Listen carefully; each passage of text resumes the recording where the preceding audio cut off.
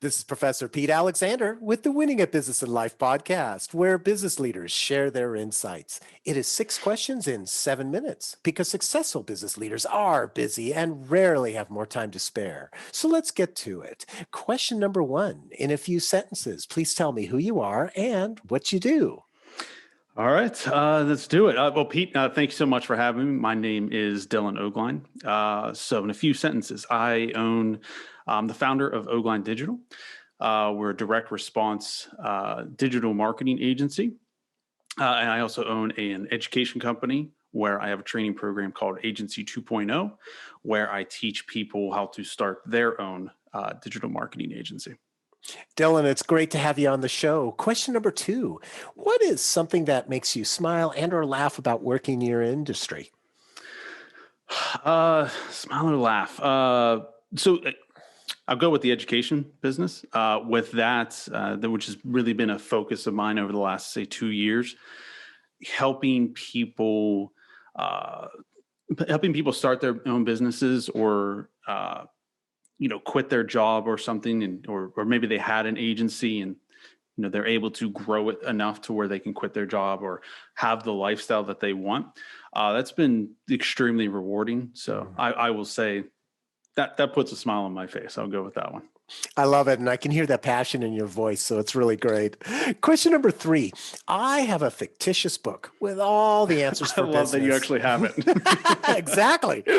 What chapter would you think most companies should read? Can I go? I could do two here, right? Okay. Sure. Okay. All right. I'm going to do two. So pre-show, I was thinking about this because I had a recent event with a client of mine, and this is for my agency. So the chapter would be empathy. Basically, just when I'm talking empathy, I'm talking about empathy for your team, for your employees. A lot of business leaders lose track of that, and they just think that they're, cogs in the wheel, and but just remembering that your team, that those are real people, and if you slim down your staff, you're impacting somebody's life.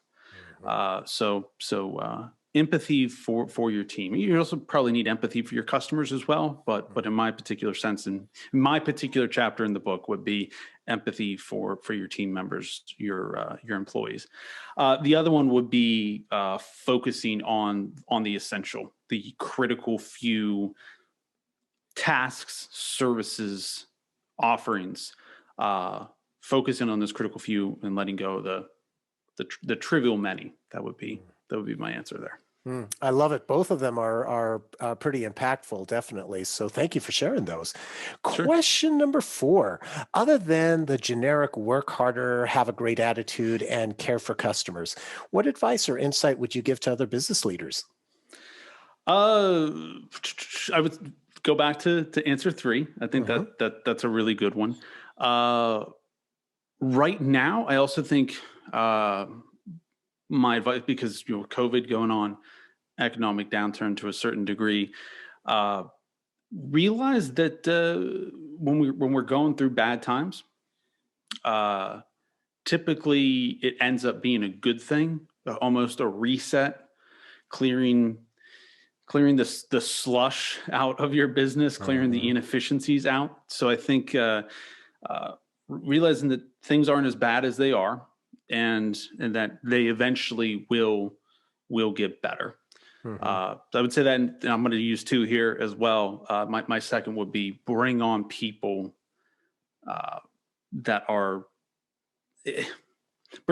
smarter than you. You don't want to be egotistical and be afraid of people that are smarter or know how to run the business better than you do. If you're the leader, you shouldn't be the smartest person in the room. So bring on team members that are smarter or better equipped to do the jobs than you are. I love that second one as well, because, there's been so many times in my career where I have worked with leaders who were afraid of having people that seemed like they were smarter because oh my gosh, they're going to take my job or something. And to me as a leader, I've always felt Like, I want to have the good people below me because my job as a leader is to help cultivate them and promote them, whether it's promoting them within the organization that we're in or getting them a job outside to help them with their career. And, if you take that attitude, you're going to get some good quality work from those people. But if you hold them down because you're worried about them trying to show you up or something, it's a real negative. Would you agree? 100%, absolutely. You should empower the people on your team, give them the flexibility to shine, give them credit when they do something right, like shout to the whole team, like that, so and so did a great job. It cannot be said for just how important that is, and just bring on people that are smarter than you. If you're holding a meeting, whether it's Zoom or an actual in-person meeting, if you get the impression that like you're the smartest person and you're the leader, you made some wrong choices and you need to hire some different people. You should not be the smartest person in that meeting. Oh, it's totally 100% true. 100% of the time. It is so true. I can think about, easily dozens, if not hundreds of times I've thought that same thing in a meeting. Yeah, you don't want to be the smartest. Exactly. That's not a good idea. Question number 5. What other business leader like yourself would you like to acknowledge and invite to be on my podcast? So going into this, I'm going to go with 2. I know one's really big, and that's Tim Ferriss. Okay. Everybody knows Tim Ferriss, but I don't think he's going to be a guest on pretty much anybody's podcast. The other would be Sam Ovens. Sam has been an incredible teacher for me. I've learned a ton from him. I don't think he does podcasts, unfortunately, but if you could get him, I think he would be he's great on video. He's one of the smartest people I know. So yeah, Sam Ovens, absolutely. Perfect. Well, I'm going to reach out to both of them and let's see what happens. So I appreciate those recommendations. And our final question number 6, please tell me about your first job. Oh yeah. We were talking about this pre-show. So my first actual job, I was an employee, and I think it's the only one I've ever actually had where I was an employee. I ran the cotton candy stand at a local racetrack, but there's no real lessons there. Before that, though, the actual first thing I did to make money was shoveling sidewalks and driveways in the winters in Pennsylvania, or mowing grass. Which is not exciting, but a lesson that can be taken away from that is pricing based on value, which I didn't realize this until I recently had a conversation about my first foray into capitalism, but realizing people were willing to pay me effectively $10 to $15 an hour to mow their grass or shovel their sidewalk, which is a lot of money back then. And they were willing to pay me that much because I was like this cute little kid, hustling, trying to make some spending money to buy like PlayStation games or whatever. So how you appear actually matters into the marketplace. So that is my lesson and takeaway from the first job.